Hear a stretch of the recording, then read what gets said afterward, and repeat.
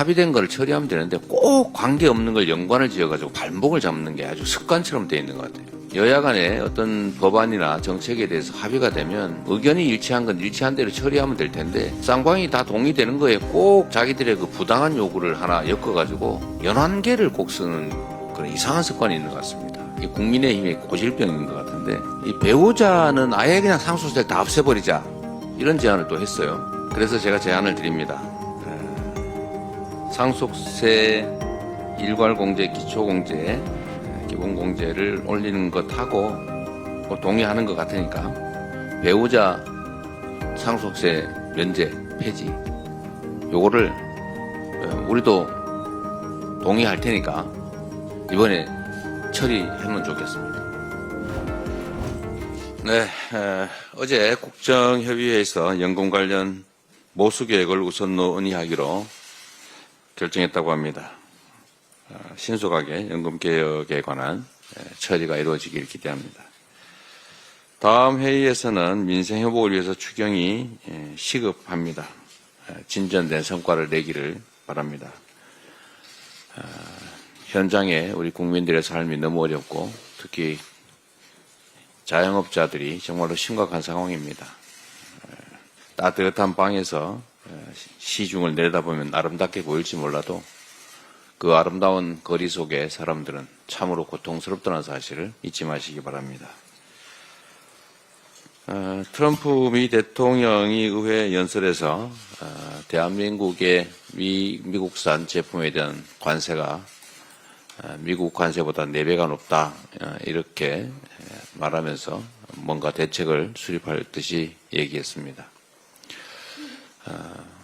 정보를 잘못 알고 있는 것으로 보여지는데 잘못된 정보에 의해서 잘못된 결정이 내려지지 않도록 정부 차원에서 신속하게 이 잘못된 정보를 교정하도록 노력해야 될 것입니다. 포천군에서 이제 오발 사고가 발생했습니다. 군 훈련 중에 폭탄이 민가에 떨어지는 사고로 국민들께서 다치셨다고 보도가 되고 있는데 민가에 떨어진 게 아니죠. 민가를 상대로 사격한 거죠. 좌표를 잘못 찍었다고 한다는데 원인을 명확하게 밝혀서 이런 사고가 다시는 재발하지 않도록 조치해야 되겠습니다. 우리 부상당한 국민들의 빠른 회복을 기원하고 또 해당 지역 주민들께도 위로 말씀드립니다. 정부가 신속한 피해 수습 그리고 충분한 배상이 이루어지도록 만전을 기하기 바랍니다. 오늘 국방위원들이 현장을 방문할 텐데 우리 민주당도 피해 복구를 위해서 최선을 다하겠다는 말씀을 드립니다. 제가 이 국회에 여의도에 온 지가 한 3년이 돼 가는데 여기에 이상한 고질병이 하나 있는 것 같습니다. 그게 뭐냐면 합의된 걸 처리하면 되는데 꼭 관계없는 걸 연관을 지어가지고 발목을 잡는 게 아주 습관처럼 돼 있는 것 같아요. 여야 간에 어떤 법안이나 정책에 대해서 합의가 되면 의견이 일치한 건 일치한 대로 처리하면 될 텐데 쌍방이 다 동의되는 거에 꼭 자기들의 그 부당한 요구를 하나 엮어가지고 연환계를 꼭 쓰는 그런 이상한 습관이 있는 것 같습니다. 이 국민의힘의 고질병인 것 같은데 지금 반도체 지원법이 그렇습니다. 민주당이 반도체 지원을 해주겠다고 하지 않습니까? 뭐 세제 지원도 그렇고 또 거기다가 기반시설 부담도 해주겠다는데 뜬금없이 주 52시간 예외 어쩌고저쩌고 들고 나왔습니다. 국민 여러분께서 다 살펴보신 것처럼 제가 공개 토론에서 확인된 바가 그렇습니다. 총 노동시간을 늘리지 않는다. 그리고 노동시간을 변형하는 데 따른 연장 근로수당, 주말 근로수당, 심야 근로수당을 다 지급한다. 그리고 반도체 영역에 고액 연구자에 한한다. 이렇게 하니까 실제로 이 점을 다 동의하지 않았습니까? 그런데 이렇게 해놓고 보니까 필요가 없는 거예요. 기존에 있는 이미 4개의 근로시간 예외 제도가 이거보다 사업자 측에 더 유리합니다. 그 제도를 쓰면 총노동 시간을 늘릴 수도 있고 또 수당을 안 주고도 쓸 수 있게 돼 있기 때문에 그 제도를 이용하는 게 훨씬 유리합니다. 그래서 산업계, 경영계에서 이거 그런 상황이라면 굳이 필요 없겠다라고 하지 않습니까? 그래서 결국은 해당 산업계에서 그런 요청을 했어요. 52시간제 예외 말고 기존의 예외 제도를 노동부가 인가를 할 때 좀 빨리 쉽게 하기만 해주면 되겠다. 그래서 심지어 지금 대통령 권한대행도 공식적으로 그렇게 얘기하지 않습니까? 그거 필요 없고 노동부가 기존의 근로시간 예외제도를 인가할 때 반도체 산업계의 특성을 고려해달라 이런 조항만 하나 넣어달라고 하지 않아요. 그 필요도 없지 않습니까? 그래서 제가 물어봤어요.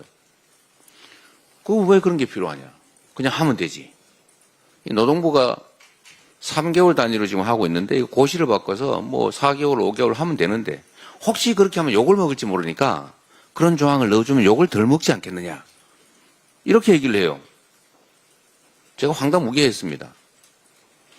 법이 무슨 명분 챙긴다는 장식품입니까? 그래서 제가 노동계에다가 이걸 또 물어봤더니 그 필요가 없는 걸 왜 굳이 법에 넣느냐? 왜 우리가 그걸 양보해야 되느냐? 그래서 제가 들어보니까 그 말이 맞아요. 그래서 제가 산업계 쪽에 얘기를 했어요. 왜 그런 걸 요구하느냐? 우리는 꼭 필요한 건 아닌데요. 그래서 결국은 이게 보니까 국민의힘 쪽 요구인 것 같아요. 정부의 요구도 그렇습니다. 국민의힘 눈치를 보느라 그러겠죠. 필요는 꼭 없지만 이런 거라도 넣어줘야 명분이 살지 않냐 이런 태도 같아요. 그런 걸 왜 합니까? 결국은 국민의힘이 발목을 잡아서 그런 거죠. 그러고 나서 지금도 52시간제 노래를 부릅니다. 필요 없다지 않습니까? 그리고 그거 왜 관계를 지어요? 관계 없는 거를. 아주 못된 습관이 있는 것 같습니다. 저는 이 복잡한 문제일수록 단순하게 합의되는 건 합의되는 대로 처리하자. 쉽고 단순한 일부터 빨리 처리하자. 그렇게 해야 일이 되잖아요. 다 합의됐는데 그걸 왜 합의 안 된 걸 엮어가지고 못하게 합니까? 이 국정을 담당하는 사람들의 태도가 아니지요. 좀 이러지 마시기 바랍니다. 상속세 개편 문제도 같습니다. 초고액 상속자에 대한 세금을 상속세를 깎아주자. 그거 우리 국민들이 동의하겠습니까? 우리 야당이 동의하겠어요? 그래서 집 한 채 가진 사람들 상속세 때문에 집 팔고 원래 살던 데 떠나야 되는 이런 안타까운 현실은 교정하자. 그래서 배우자와 피상속자들 자녀들의 공제를 좀 올려주자. 18억까지는 올려서 웬만한 집 팔지 않고 살 수 있게 해주자. 부모나 배우자가 사망했을 때. 이걸 굳이 태클을 걸더니 이게 아닌가 싶었던 모양인데 이 배우자는 아예 그냥 상속세를 다 없애버리자. 이런 제안을 또 했어요. 이 배우자에 대한 상속세 면제는 사실 나름의 타당성이 좀 있습니다. 수평이동이기 때문에 사실 이혼을 하거나 이럴 때 재산 분할하는 것까지 고려하면 나름의 타당성이 있어요. 그래서 제가 제안을 드립니다. 상속세 일괄공제, 기초공제, 기본공제를 올리는 것하고 동의하는 것 같으니까 배우자 상속세 면제, 폐지 요거를 우리도 동의할 테니까 이번에 처리하면 좋겠습니다. 그리고 또 여기다가 무슨 이상한 초부자 상속세 감세 같은 조건 붙이지 말고 요거 저희가 동의할 테니까 이거는 처리하면 좋겠습니다. 지금도 부모나 배우자가 사망해서 안타까운 상황인데도 또 집값 상속세 때문에 집을 떠나야 되는 그런 일을 겪는 분들이 계실 겁니다.